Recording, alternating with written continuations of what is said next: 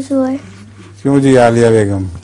میرا پہلا سوال یہ ہے کہ ابلیس اور شیطان میں کیا فرق ہے؟ شیطان جو ہے وہ تو ہر انسان کے خون میں دوڑتا ہے، اور ابلیس وہ شخص تھا جو خدا تعالیٰ کی رحمت سے مایوس ہو گیا تھا.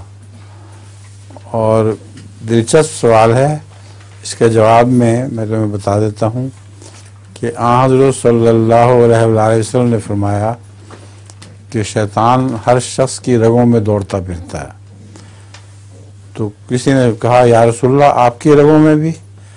آپ نے فرمایا ہاں، مگر میرا شیطان مسلمان ہو چکا ہے، وہ مجھے برائی کی تعلیم نہیں دیتا.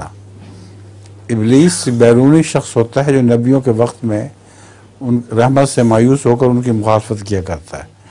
تو ہر زمانے کے نبی کا الگ الگ ابلیس ہوتا ہے.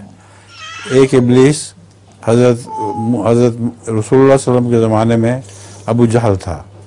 تو اس طرح حضرت مسیح موعود علیہ السلام کے زمانے میں ثناء اللہ ابلیس بنا ہوا تھا.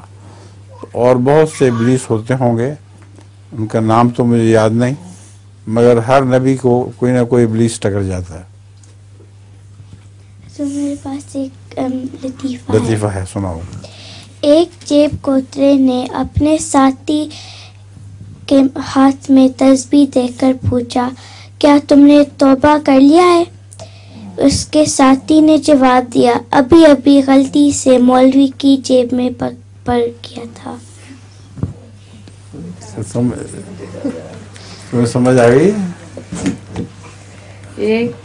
ایک جیب کترے نے اپنے ساتھی کے ہاتھ میں تسبیح دیکھ کر پوچھا کہ تم نے توبہ کر لی ہے؟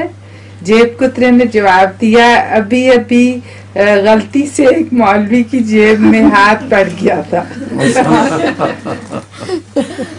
نکل آئی ہے.